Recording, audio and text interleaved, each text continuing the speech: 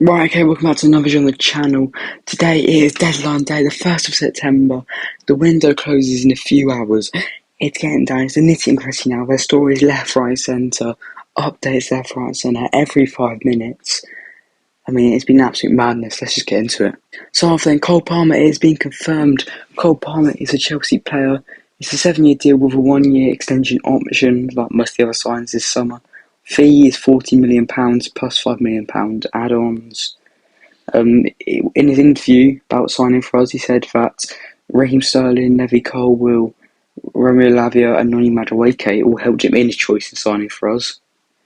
And he also, on his actual signing, he said, "I've joined Chelsea because the project here sounds good, and because of my platform, I will try to showcase my talents." So also there is some people do have some question marks for the signing of Cole Palmer. It's very 50-50 within the fan base, I'd say. Personally, I think he's a very good player. I think he looked good in his breakthrough. He's still only 21 years old as well. But it's a lot of money. It's a lot of money for a young player like that, especially when you've got FFP problems and you're trying to sell players, and maybe even some youth players you're trying to sell to try balance the books up a bit. So in that remark, it is a bit questionable.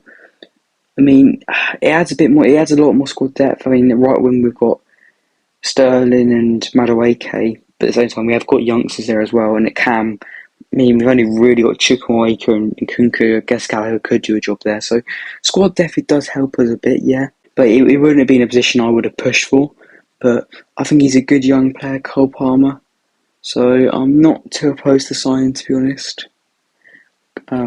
Hopefully under Poch, he can just continue doing what continue what he's doing, get better and better as he gets older, more into prime, and hopefully we can see the best of him. But yeah, welcome to Chelsea, Cole Palmer. It has been confirmed. Next up, Trevoh Chalobah. So after a crazy few days for Trevoh Chalobah, we might have an end to the story. So Chalobah did want to go to Bayern. Us and Bayern were in negotiations for a loan move for him. It happened overnight. Obviously, our original stance was he either goes permanently or doesn't go at all. But Bayern were really trying to push the loan move. But eventually it all fell apart, and not too later, the German 5 PM deadline was done. Meaning Chalobah to Bayern is officially off. Their deadline's closed. And I think it broke apart in the end anyway. And Bayern was the move Chalobah really wanted. However, he might still be able to get a move away. According to the Telegraph, Forest have resubmitted 25 million bid for him, but originally it sounds like he wasn't too pleased on this move, and he only wants Bayern. But if it's only move on the table, would he want it, or would he rather stay here? Next up is Callum Hudson-Odoi. His move to Forest is completed. He's officially signed for Nottingham Forest. The deal was agreed overnight, and yeah, he has officially signed.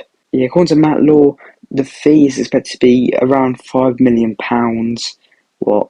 I mean, it's very low for Hudson-Odoi, to be honest, but how much he's played for us, he went out on loan last season and he barely played for Leverkusen and stuff, so we can't really demand a massive fee, I guess. But there is a big sell-on clause on it, apparently, as well, so it's a £5 million fee, or somewhere around there, but there is a big sell-on clause on it. But I don't know, it's a bit of a shame to see Callum Hudson-Odoi go. He's a player I was a massive fan of. I think at times, I don't know, it just never really seemed to work out. I think on his day he was good enough for us for sure, but just inconsistency, I guess. Yeah, it never seemed to work out in the end. But good luck to him at Forest. Hopefully he reignites his career at Forest and we have to see him shine. But yeah, he has signed for Forest now.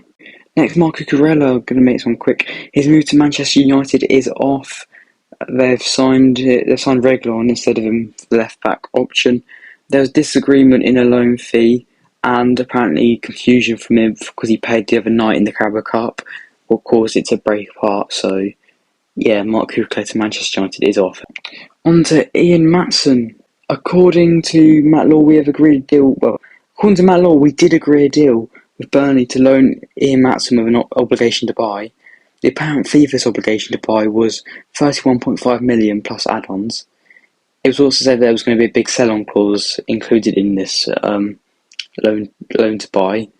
But not too long after this story came out, it came out that Ian Maatsen does not want to go to Burnley. He wants to stay with us, And yeah, now we're expecting that Ian Maatsen will stay and the deal is off. I mean, I didn't want us to get rid of Ian Maatsen. I would have preferred us to get rid of Cucurella and Ian Maatsen, so I'm happy staying. It was a lot of money, to be fair, but I am happy staying. But once again, we need to look at our balances right now. We're trying to get rid of youth players to make up for our balance, and you do sort of have to question the transfer strategy. You're bringing in players like Cole Palmer, who, I said I'm happy with Cole Palmer signing. You're bringing in players like that, and then you're sacrificing your own youth players for it. It's not the best thing to see as a fan, especially when you've got good players like Ian Maatsen, but luckily Ian Maatsen has allowed him to stay now. Next up is Gallagher. Tottenham are looking into the possibilities of signing Gallagher. According to Daily Mail, they made a £40 million verbal offer, plus add-ons. Matt Law confirmed, however, that our valuation of him remains at £45 million. We did reject a West Ham bid of £40 million earlier on in the window. According to Sam Wallace of The Telegraph, Tottenham's valuation sits at £35 million, but they are clearly accepting that they will have to pay over that amount if they want to buy him. So, once again, this one we'll just have to wait and see what happens. Gallagher, I rate Gallagher very highly. He can play the 6 role, he can play the 8 role, he can play the 10 role. I did say at the start of the window, if we get the right money for him, I'd probably be happy to let him go. 45 million is a lot for him, but he's very good. He's very good. And send him to a rival like Tottenham as well. It isn't great, to be honest.